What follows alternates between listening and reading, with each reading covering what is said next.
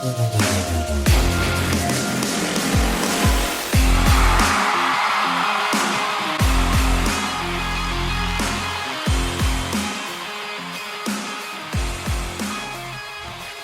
so obviously we're at a little kind of like a turbulent point of the season here as Colts fans, right? None of us are happy with what we're looking at. That much is clear. Okay, we're all on the same page on that front, but we have disagreements within there, right? Because you talk about some people, as we talked about in the last episode, for those of you following along, some of us maybe are starting to have second doubts or second thoughts about Anthony Richardson and Shane Steichen. I think so much of the talk was about the defense coming into the year that some of us are a little bit shell-shocked from what we've seen from this offense, right? And I think a lot of the disagreement becomes, okay, well, what is the lens that we should be judging this offense through right now? And all of that stuff is totally fair. I guess I do think anything short of they need a little bit more time for us to have a real discussion about that is a little bit of crazy talk, if you want me to be 100% honest with you. But that, of course, is a topic that we already discussed. Today, we're going to discuss something that we're much more on the same page about, and that is this Gus Bradley defense, right? Because not that it's ever been very good, but right now it is bad, right? It is really, really bad, particularly what we're seeing against the run. All the talk this year was about what we were going to see in the secondary. Again, I think a lot of us just surprised to see how bad this team has been against the run. And listen, the Colts with Gus Bradley have never been all that good against the run, right? You're talking about a team that was bottom 10 in the league last year against the run. And when Gus Bradley, when Grover Stewart wasn't in the game, teams were averaging about 150 yards per game against this defense, right? On the ground.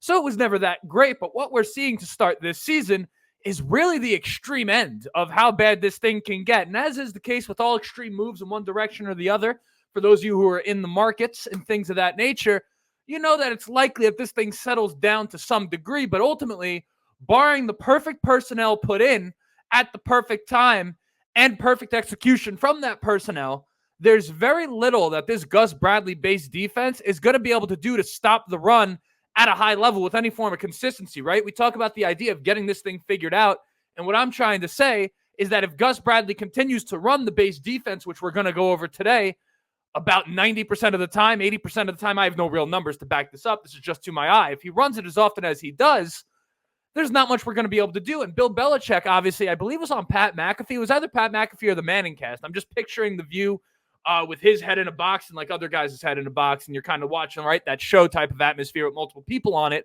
The point being, he's talking about this Gus Bradley defense, and he was so eloquent in pointing out the fact that, listen, it's one thing to be able to come in and have a plan A, and if you do that well, great, but part of being prepared for a game on game day is having your plan B, having your plan C, having your plan D, and ultimately that's what has you prepared for a day, right? We could talk about players not executing all you want, and listen, that's true. You have guys that need to be playing better. But at the same time, as a coach, your job is to put guys in a position to make plays, right? You want to put them in the best position to succeed. You want to put them at an advantage. That's why the organization pays you. At minimum, you don't want to put them at a disadvantage.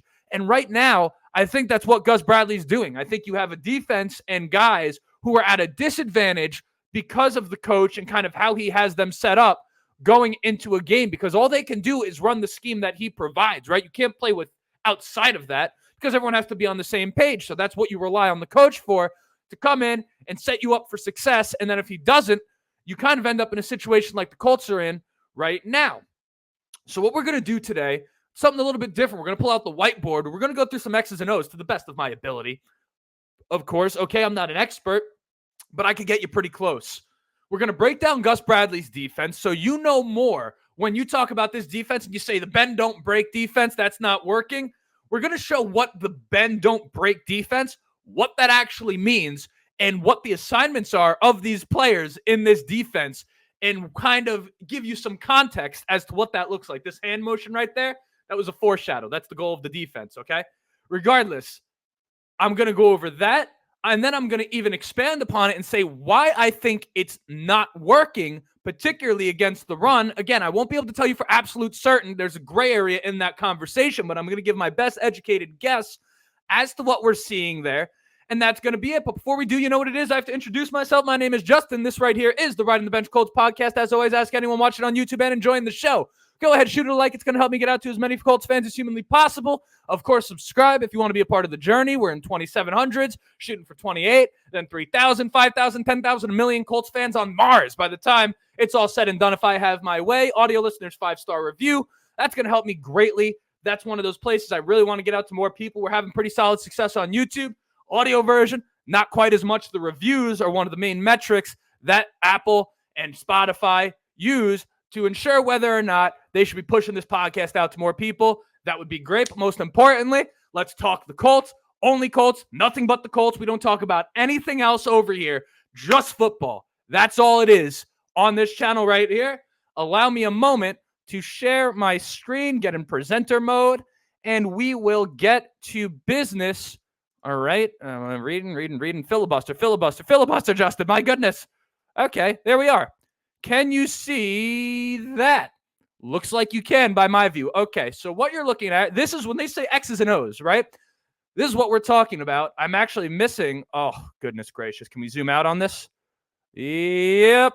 There we go. Okay, so that's everything. So what you're looking at, the X's are the defense, the O's are the offense, okay?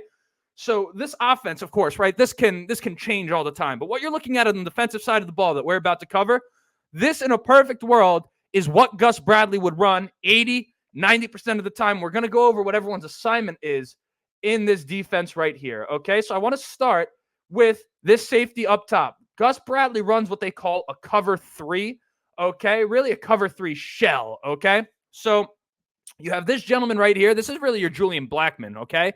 For the most part, he is responsible for kind of this deep zone back here, okay? And obviously he can trail out this way. He can trail out this way. And kind of just depending on what's, his job is to react to those types of things. But he's supposed to cover this thing deep, okay? What you have right here are your corners. I've seen the Colts run this one of two ways. Sometimes you have them get physical with these receivers at the line of scrimmage, but ultimately their goal is to trail back and cover this space over here. Same thing on this side. Maybe get physical at the line, maybe not. I don't know what 100% decides whether they do that or not, to be 100% honest with you. I've just seen them run it both ways.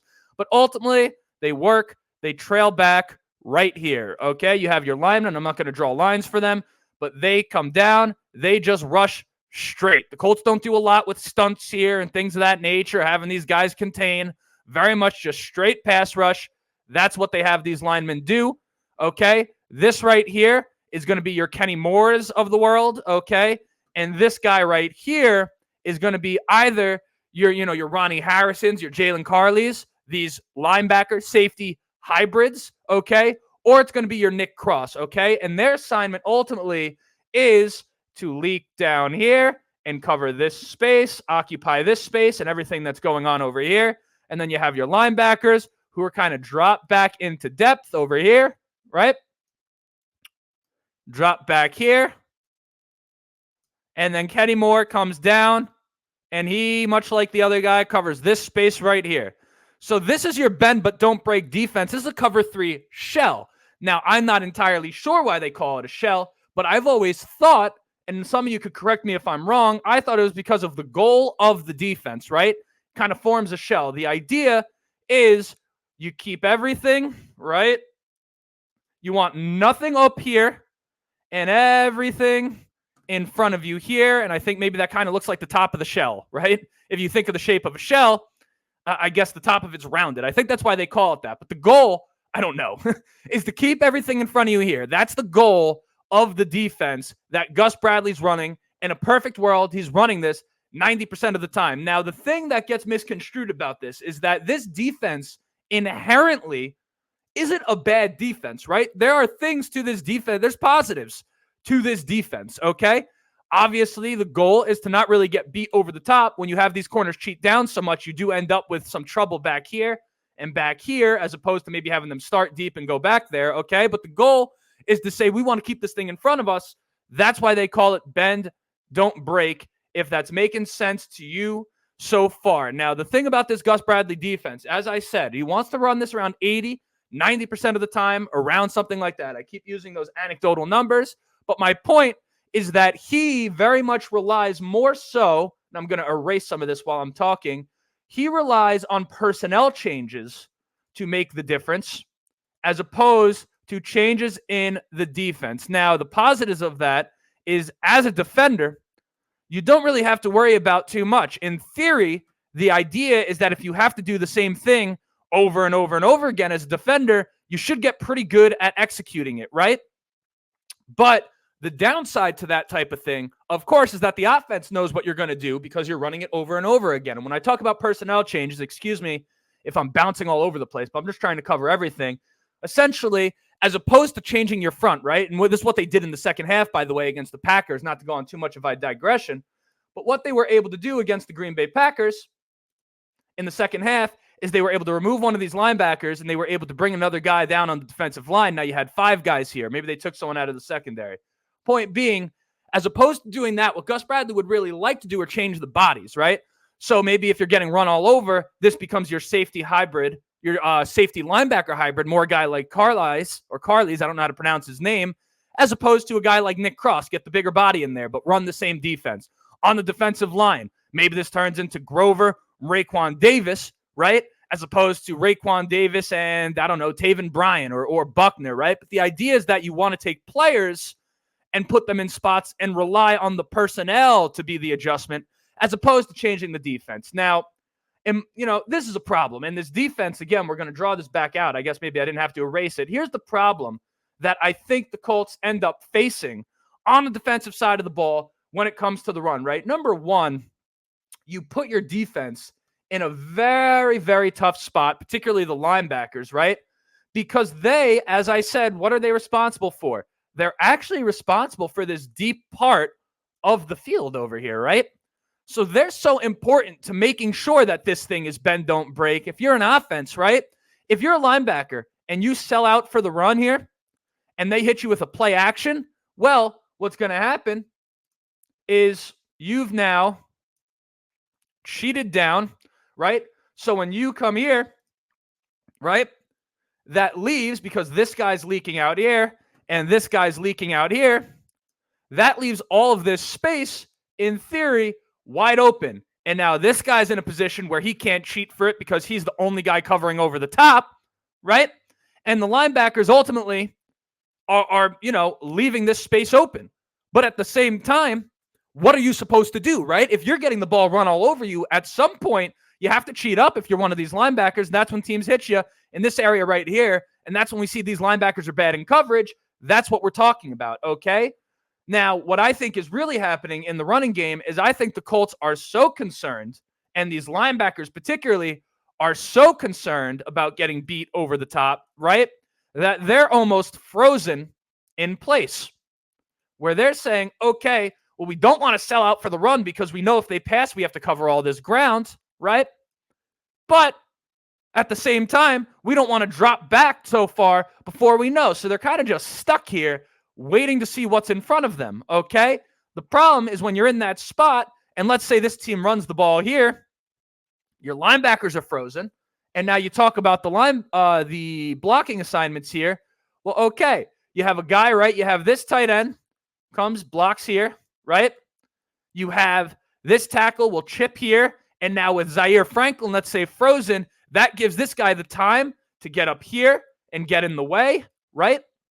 That now goes here. He blocks here. He can help out. He could come up and chip now. So as EJ Speed comes across, he has a wall waiting for him, and et cetera, et cetera. Obviously, if you're running these this way, in theory, you don't worry about these guys quite as much because they're not supposed to be able to make the play. You have this guy coming up, and now what you have is a situation where if you start erasing everyone that's accounted for, he's accounted for, he's accounted for, he's accounted for, he's accounted for, he's accounted for, right?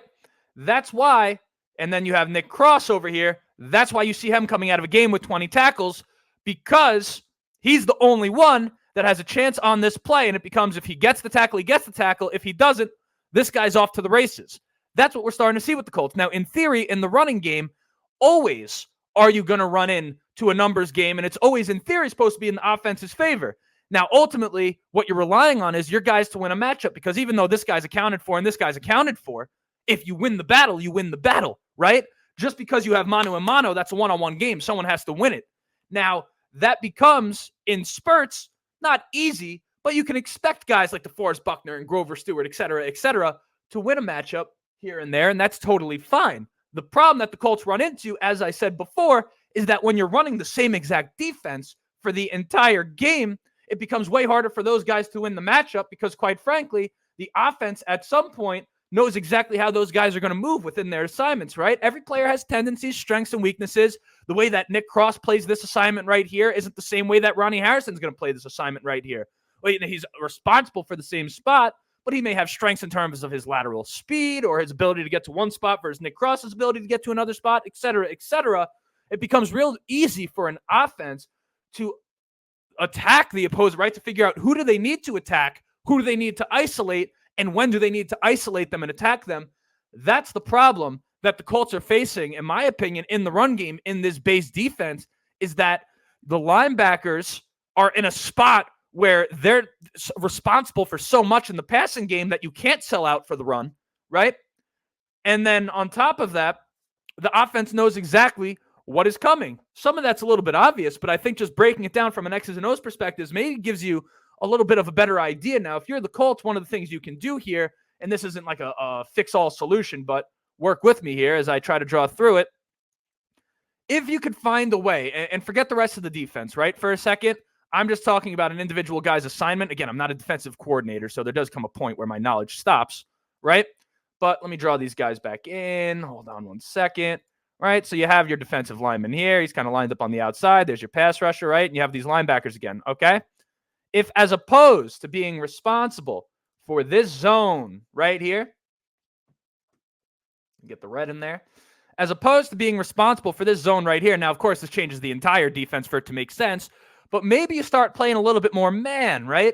You start playing some more man, and now all of a sudden, you can have this linebacker. Well, okay, maybe Zaire is now man up on this guy, so he doesn't need to worry about this, and we know Zaire's strengths are as a tackler. He doesn't have to worry about all this anymore. He can now follow this running back. So whether the running back runs or whether he comes out, Zaire can react and not worry about anyone else. Maybe that lets him play a little bit faster. That's just one possible solution. Not saying it's the solution, but that's one way that it can happen, right? Ultimately, though, in my opinion, that's some of what we're seeing. I think you just have to mix it up if you're Gus Bradley. This defense can work in stretches, the cover three, the cover three shell, right? But ultimately, you want to use your guys to their strengths. And you want to have a guy like Zaire Franklin tackling more often than you have him covering at times, right? That's some of the issues that the Colts are facing. Hopefully, that helped paint the picture for you a little bit. And if it didn't, I'll take the blame because maybe I didn't explain it good enough. Let me stop the screen share. We're back here. That right there was pretty much kind of my take on Gus Bradley's defense and some of the problems. Again, the defense itself, not a bad defense. It's rooted in football, right? There's a strategy there. But to run the same thing over and over again, you're putting your guys at a disadvantage, making them predictable for the offense. And ultimately, in my opinion, the linebackers of all the guys are in the toughest spot, which is why I think you see some of this underperforming right now. And then obviously as the confidence goes and you have defenders that don't believe in the fact that this defense could stop, I think that's when you see kind of this demoralized feel out there and them just getting blown off the line of scrimmage, right? Sure, the linemen have to win their matchup, but Gus has to put them in a better spot to succeed. I don't anticipate that he does so, and we'll see how that thing goes. But hopefully that was a decent breakdown of you or for you about that defense, and that was it. My name is Justin. This right here was the Ryan the Bench Colts podcast. Like, subscribe, all that stuff, but most importantly, as always, go Colts.